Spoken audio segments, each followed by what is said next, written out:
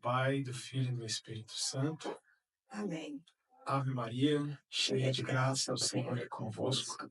Bendita sois vós entre as mulheres, bendito é o fruto do vosso ventre, Jesus. Santa Maria, Mãe de Deus, rogai por nós, pecadores, agora e na hora de nossa morte. Amém. Rogai por nós, Santa Mãe de Deus. Para que sejamos dignos das promessas de Cristo. Amém. Em nome do Pai, do Filho e do Espírito Santo. Amém.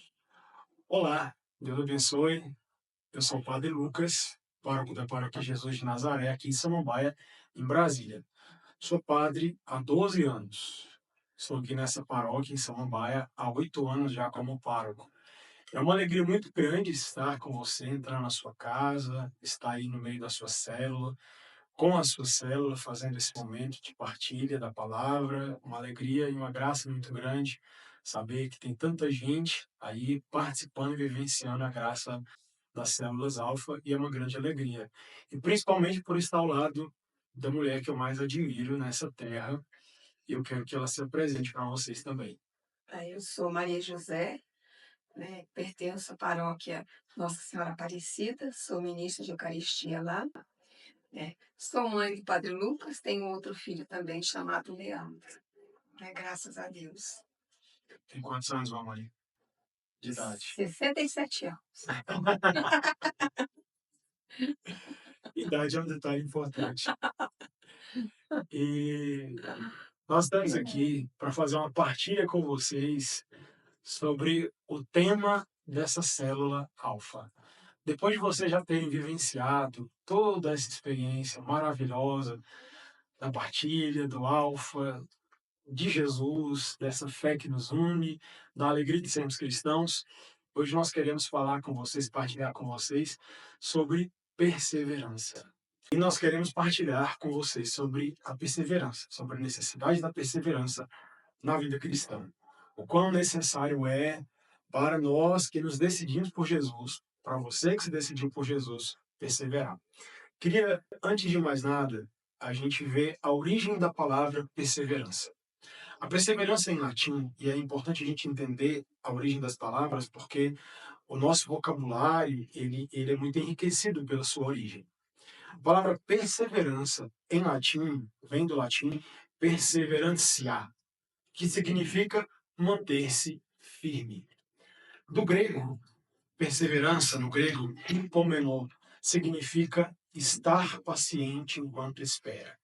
E também significa não retroceder.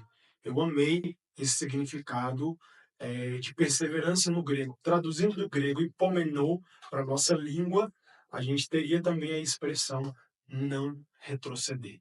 Perseverar significa não retroceder. Pode falar. Pois é, a perseverança é que nos mantém firmes de pé realmente, né? Porque a vida não é tão fácil, né? É claro, a vida do cristão nos prepara também para nossas vidas é, de casa, né? De família. Perseverar é continuar sempre focado nosso olhar em Jesus, não nos problemas, mas em Jesus. Perseverar sempre, nunca desistir. Né? Às vezes as pessoas lutam, brigam numa igreja por conta de paróquias e grupos, e isso e aquilo, sai da igreja, sai do grupo, mas o que Jesus nos pede é isso, focar em Jesus, a perseverança, né? Não desistir nunca do seu caminho, não desistir da sua vida, não desistir da vida daqueles que Deus entrega em nossas mãos. Isso é perseverar, estar sempre aos pés de Jesus em oração. Perseverar, não, estar na oração é perseverar, né? É o que Jesus nos pede sempre, né? Nós seremos salvos pela nossa perseverança.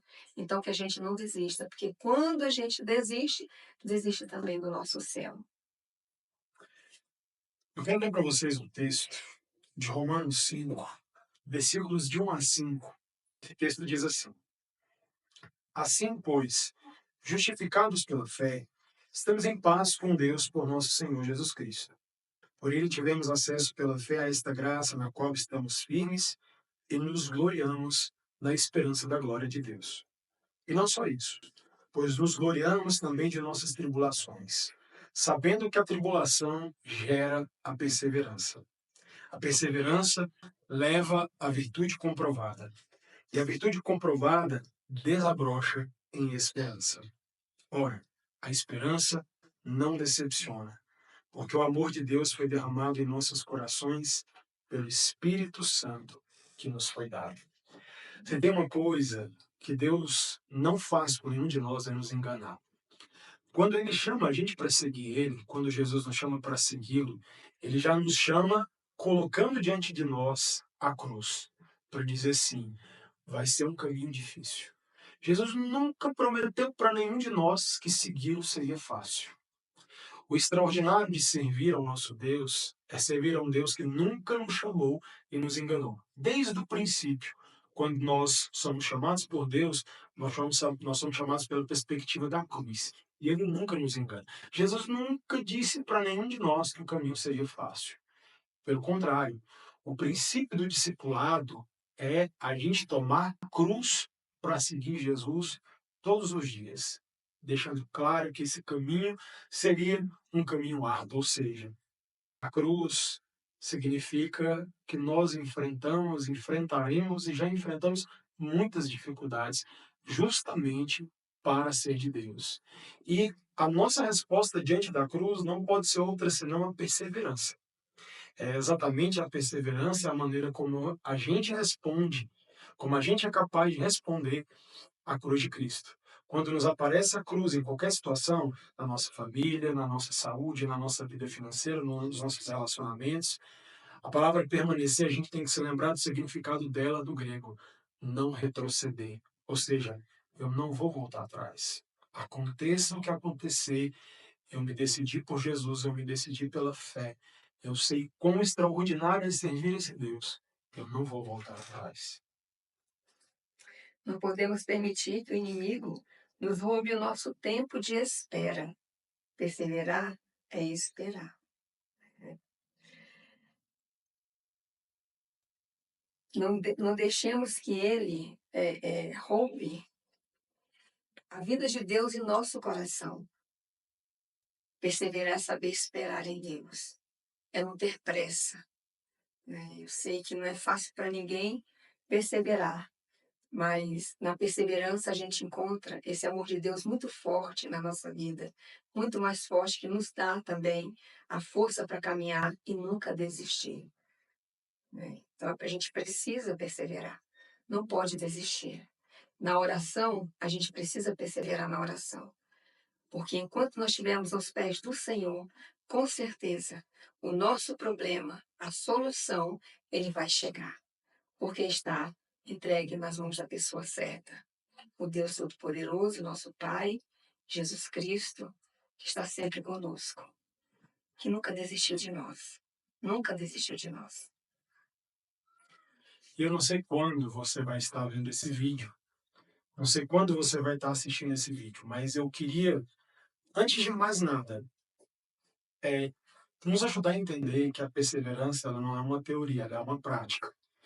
E eu chamei minha mãe para gravar esse vídeo, para participar desse nosso alfa, porque eu olho para minha mãe e eu vejo o exemplo de alguém que é perseverante. Nessa semana agora, por isso eu volto a dizer, eu não sei quando você vai estar vendo esse vídeo. Nós estamos gravando esse vídeo em setembro, no ano de 2024. Nessa semana, nós fomos à penitenciária aqui de Brasília para fazer uma visita ao meu irmão. Meu irmão, ele está preso por uma situação muito particular e eu já tinha ido visitá-lo, que essa semana a minha mãe foi visitá-lo. A gente já tem vivido um contexto bastante difícil, familiar. Minha mãe ficou viúva, nós perdemos o meu pai, minha mãe ficou viúva no ano de 2016. E já há muitos anos nós enfrentávamos o vício do meu irmão nas drogas. Desde os 15 anos, hoje meu irmão está com 40 e quantos anos, mamãe? 42. 42 anos. Desde os 15 anos, o meu irmão é usuário de drogas. E desde então eu vejo minha mãe de joelhos aos pés do Senhor, clamando pela vida, pela conversão, pela libertação do meu irmão, retiros, encontros, cursos, tudo que vocês imaginarem. E tem sido um longo tempo, um longo inverno de dificuldades, de sofrimentos, de batalhas, de altos e baixos, de tantas e tantas coisas. E durante esse tempo todo, passei pelo processo da minha conversão, pela oração da minha mãe, porque eu também não era uma pessoa da igreja, nem um homem de Deus, nem meu pai. E durante todo esse tempo longo de sofrimento, esse calvário longo que minha mãe tem vivenciado, eu tive a graça da minha conversão, o meu pai teve a graça da conversão dele, e meu irmão está nesse processo, desse caminho aí tão árduo. O que me admirou a vida inteira é que eu tive um evangelho vivo na minha casa, daquilo, de todas as palavras de Jesus, de pessoas que, no meio da dificuldade, não desistem de rezar e não devem desistir de acreditar e não podem perder a esperança. Porque olha só, uma pessoa que reza pelo filho, que desde os 15 anos, hoje aos 42 anos, nessa luta, nesse caminho de drogas, tantos altos e baixos, nunca deixou de acreditar, nunca deixou de pedir, nunca deixou de rezar, nunca maldisse o nome de Deus. Nunca deixou de servir a Deus. Nunca deixou de ir à missa todos os dias, de participar das missas do domingo, de pregar o evangelho quando for preciso, de levar o evangelho na casa das pessoas, rezando o cenáculo e tal. E aí a coisa, né? Ela passou pelo período da viuvez dela, em 2016, aí em 2022 veio a descoberta, né, do câncer que eu estou enfrentando e todas essas dificuldades, essas lutas, essas batalhas. E no meio disso tudo, né, veio a prisão do meu irmão e eu olho para minha mãe e eu vejo assim alguém que tem uma alegria interior inexplicável, uma intimidade com Deus inexplicável, assim, uma pessoa que em nenhum momento, em nenhum dia eu vi retroceder.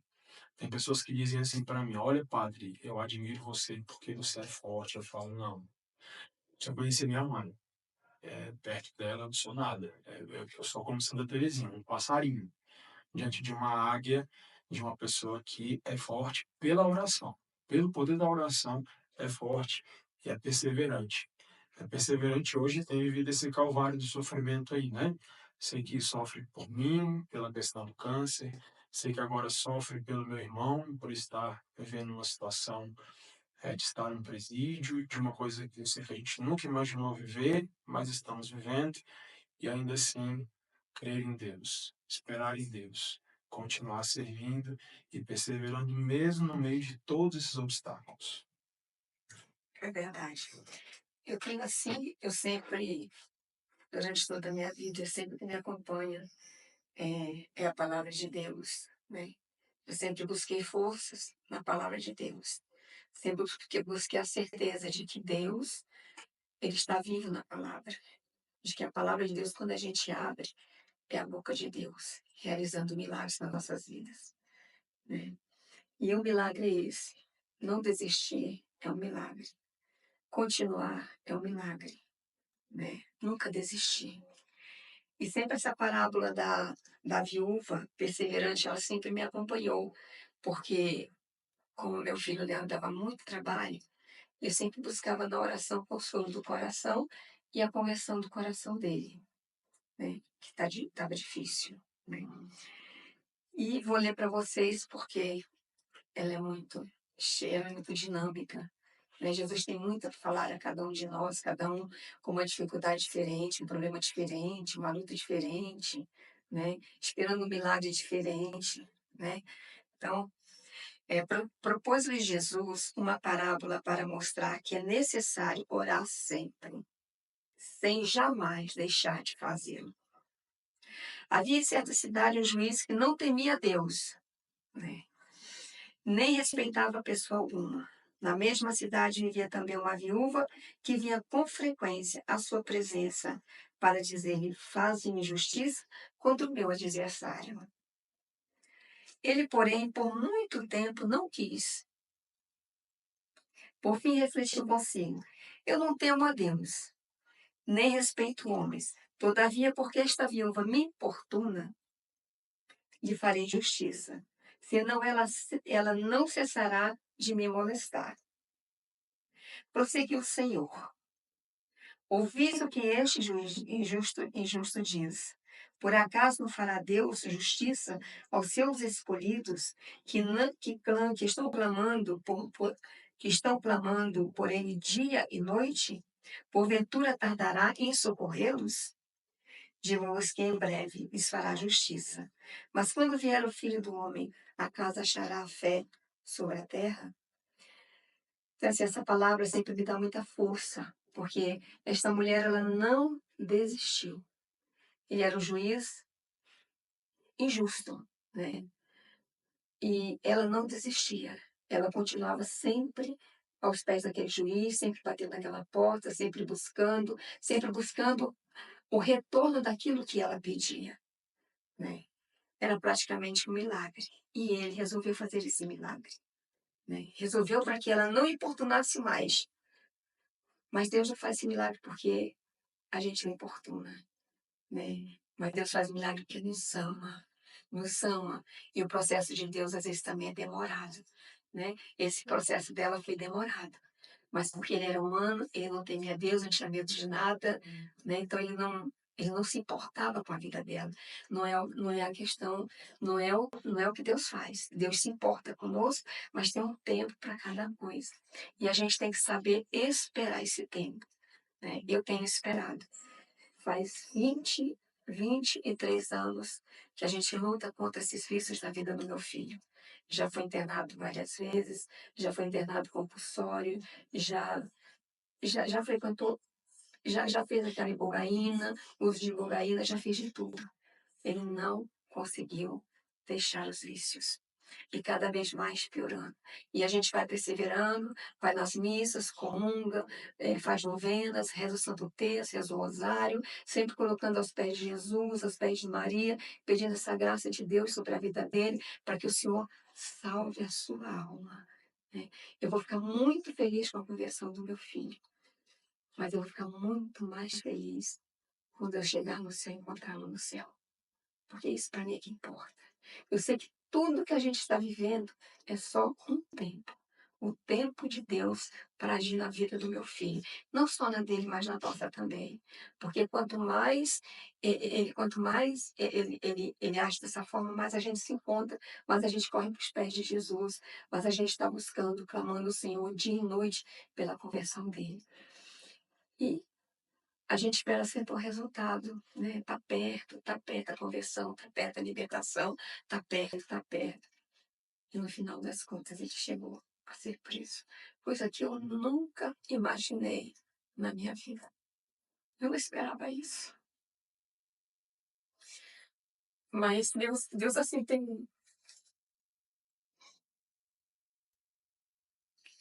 Só isso dizer. Deus tem os caminhos para fazer a conversão. Ele não vai evitar do sofrimento, ele não vai tirar o sofrimento, porque ele sabe que a conversão e a salvação da alma é muito mais importante. Então, a gente sofre um tempo só, é só o tempo, né? Quando eu vi lá aquela cadeia lá, naquele lugar lá, isso aí não é lugar para filho de Deus, não é, nem para ele, nem para ninguém.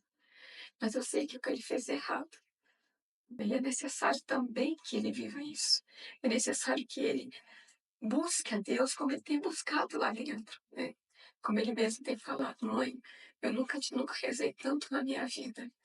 Eu nunca, pega no meu joelho, peguei nos joelhos dele. Ele falou, meus joelhos estão já com calo, porque eu arruinei essa ajoelhada. Eu vou me deitar em meu joelho, de madrugada estou ajoelhado. Durante um culto que tem um pastor na fazenda, ele está ajoelhado o tempo inteiro. Então, assim, Deus está agindo na vida dele. E eu sei que a resposta de Deus está chegando. E eu não vou deixar que a demora roube essa graça do meu coração, roube a graça e a alegria de ver o meu filho, de meu filho convertido e salvo, né? Olhando para o rosto dele, está muito magrinho, está magro. Mas olhando para o olhar dele, ele estava de frente para o sol, né? E olhando assim para o olhar dele, um olhar da cor do mel. um olhar lindo, um olhar que a gente vê assim que ele já não tem mais aquela escuridão dentro dele, porque era uma escuridão que estava muito, ele estava vivendo um tempo muito escuro na vida dele. Mas essa viúva, ela conseguiu o resultado dela. Nós também vamos conseguir, né?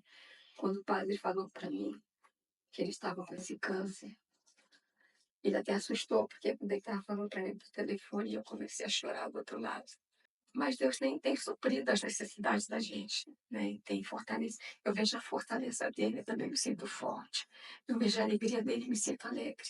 Eu vejo que ele está feliz, eu também me sinto feliz, né?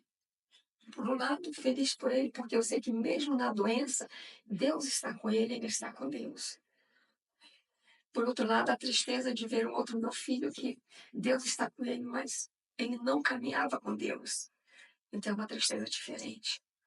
É diferente. A dor é diferente. Né? Assim, quando eu cheguei lá para vê-lo lá naquela prisão lá da Papuda, eu me senti assim tão inútil. Né? Me senti tão. Eu não podia fazer, não posso fazer nada por ele ali dentro. Eu não podia pegar no braço do meu filho e trazer de volta para casa. Eu fui embora, ele ficou. Mas eu sei que Deus tem o melhor para nós. Eu sei que Ele tem. E eu não vou desistir dele. Nunca, nunca, nunca, nunca. Não vou desistir. Eu sei que talvez a luta só esteja começando. Né? Porque as fases são diferentes, mas nós estamos com Deus e Deus está conosco. Né? Tem as noites traiçoeiras, tem as noites escuras, também tem muita alegria, porque a alegria de Deus ela permanece dentro do nosso coração. E o meu coração é um coração de habita Deus. Meu coração é de Deus. A minha família é de Deus. A minha família é abençoada. Ele é consagrada ao sagrado coração de Jesus e ao imaculado coração de Maria. A minha família, ela não está, como muitas vezes as pessoas dizem, para Deus estará. Jamais. Nunca esteve, nunca está e nunca vai estar. Porque Deus é um Deus que toma conta. Ele cuida de nós. E Ele tem cuidado da minha família, como diz a palavra. Ele tem cuidado. E Deus não tem desistido. Deus, a palavra diz para a gente assim: estarei convosco todos os dias, até o final do tempo. Como que eu não vou acreditar? Como?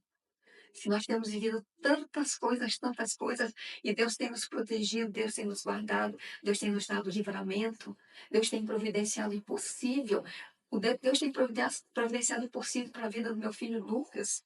Como que eu não vou acreditar que Deus caminha conosco? Eu tenho que acreditar. E eu creio, eu tenho fé, e eu vou perseverar até o fim. Jesus falou no mundo teria muitas aflições, mas eu venci o mundo. Ele já venceu o mundo. As nossas batalhas já estão vencidas.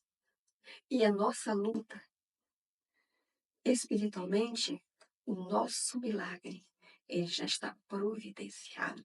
O meu milagre, eu acredito que já está providenciado. Só está faltando o momento certo. E eu vou esperar. Eu vou esperar. Não vou desistir. Agora eu queria que você parasse um pouco para pensar, e esse é o momento de você agora partilhar e compartilhar a partir dessa palavra que você ouviu. O que que te impede de perseverar nas coisas de Deus? O que que te impede de perseverar na oração? Quantas vezes a gente pergunta, já se perguntou, ou já ouviu pessoas perguntando por que eu estou passando por isso? Ou a gente às vezes escuta de alguém, por que você que é da igreja, que reza tanto, está passando por isso? Está passando por essa situação, por essa realidade? Eu lembro quando eu tive diagnóstico com um médico que me acompanha, um hematologista. Ele é pastor, ele é evangélico, é um homem de Deus, é um homem de muita fé. E aí, a gente conversando, né? E ele disse assim para mim: olha, padre, quando vier a tentação de você se perguntar por que eu, porque logo comigo, ele disse assim: não pergunte isso, não deixe o demônio plantar isso no seu coração. Ele disse assim: pense assim, por que não é? Por que não é? Porque ele disse assim: você foi escolhido. Você foi escolhido, é um tempo privilegiado, é um tempo de graça. Por que não eu viver isso? Porque é um privilégio, é uma graça. Você sabe que Santa Faustina, ela dizia assim que no convento dela, quando uma irmã estava doente ou passando por alguma dificuldade, ela dizia assim, era o maior tempo de graça. Era o maior tempo de graça. Quando alguma irmã no convento estava com doença ou passando por alguma dificuldade, era o tempo de maior derramamento da graça de Deus. A gente pensa que quando nós estamos sofrendo, passando por dificuldades, ou passando por alguma provação, a gente está vivendo de alguma maneira, talvez você já tenha escutado isso de alguém, né? Que talvez você está sofrendo, você tenha sido vítima de uma maldição, ou de alguma coisa assim, porque você está sofrendo, e pelo contrário. Jesus transformou a maldição em bênção. E nós acreditamos que a cruz é uma bênção de Deus. A cruz de uma doença, a cruz de uma prisão, a cruz de um vício, a cruz de alguém que está passando por uma situação assim, não é sinal de que nós estamos vivendo uma maldição. É sinal de que nós estamos vivendo uma bênção, uma graça. E esse tempo que nós estamos vivendo é um tempo de graça. É um tempo que faz com que o nosso coração fique mais dócil a Deus. Busque mais a Deus, tenha muito mais sede de Deus. E a gente consegue entender que nesse ponto a gente não tem nada. A gente só tem Deus mesmo. Por que, que a gente não iria perseverar? Porque diante da minha impotência, diante de uma doença, diante da impotência da minha mãe, da prisão do meu irmão e de tantas coisas com as quais a gente se sente impotente, é para a gente entender que realmente a gente não é nada, a gente não tem nada, a gente só tem Deus. Só Deus basta. Por que que eu não vou perseverar? Por que que eu vou deixar de servir a Deus nas dificuldades, se na verdade quem me dá força é Ele? Se quem nos dá força é Ele, é para descobrir que nessa hora, né, como Jó, a gente pode dizer: Deus deu, Deus tirou, bendito seja o nome do Senhor.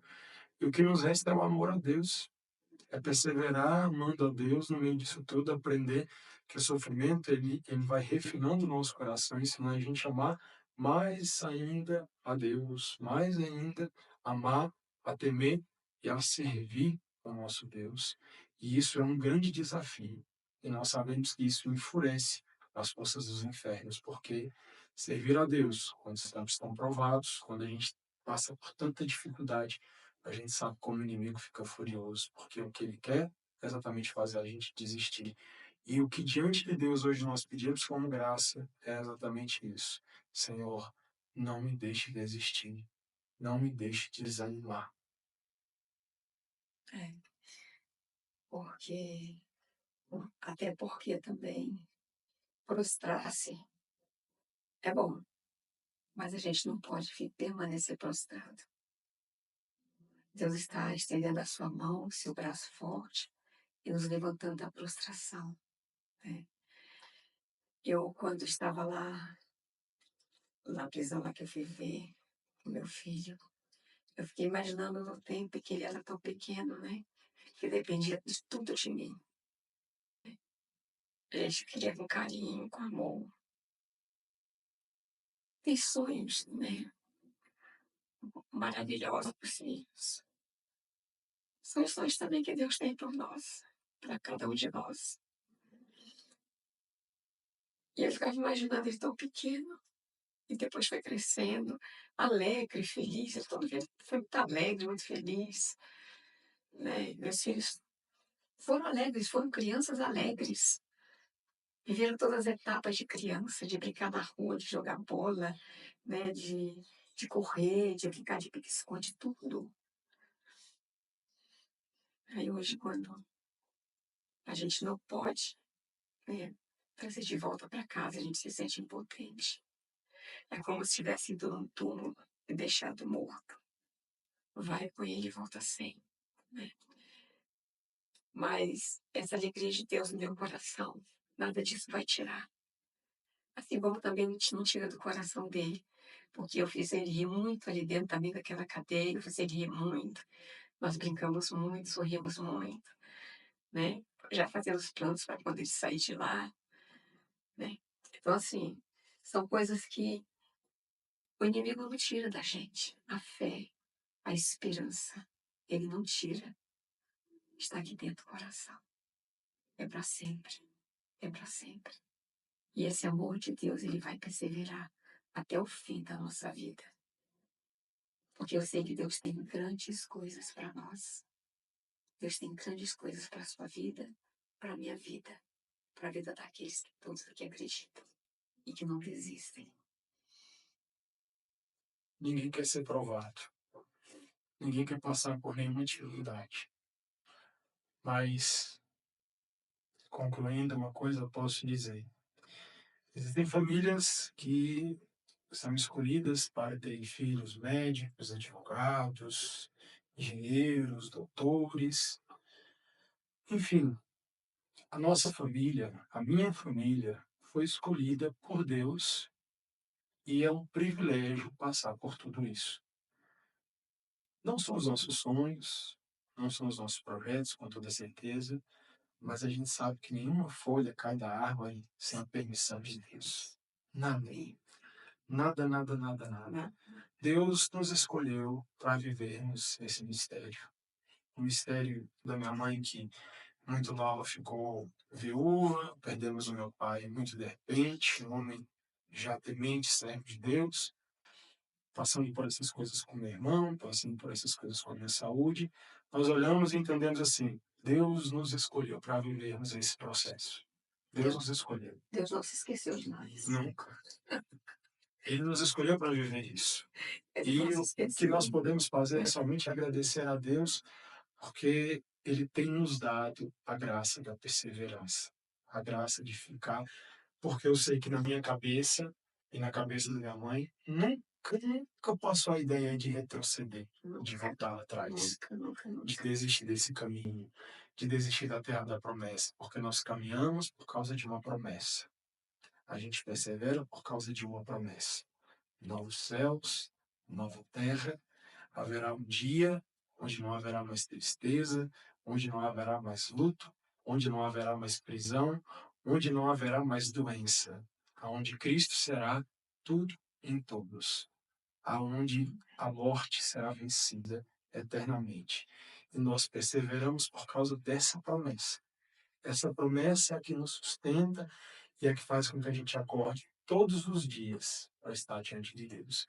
Minha mãe, rezando lá com o Frei Jesus às 4 da manhã, eu não dou conta, né, gente, de rezar às 4 da manhã com o Frei Jesus. Mas eu acordo no meu horário, eu tenho rezado todos os dias nesse tempo e digo para vocês de todo o meu coração como vale a pena perseverar, como vale a pena ficar, como vale a pena retroceder. E a gente termina dizendo aquilo que Pedro dizia, né? Para onde nós iremos? Só tu tens palavras de vida eterna. Só Ele tem palavras. Só Ele tem palavras de vida eterna. Para onde a gente iria? Independente da situação da nossa vida e família, para onde nós iríamos? Só Ele tem palavras de vida eterna. Só Ele tem o que Ele diz, né? É o que eu tenho guardado para você. Seus olhos nunca viram, seu coração nunca sentiu, né? Você nunca imaginou. Então, é o que Deus tem preparado para nós. Eu sei que é maravilhoso. Eu queria que você terminasse agora partilhando com as pessoas como a promessa de Deus ela pode te fazer perseverar nas coisas do céu. Como que as promessas dele podem te fazer perseverar. Deus te abençoe. Até o nosso próximo Alfa. Obrigado, mãe, pela partilha, pelo testemunho. Obrigado pela alegria, obrigado por tudo. É um prazer. Deus abençoe e até o próximo encontro.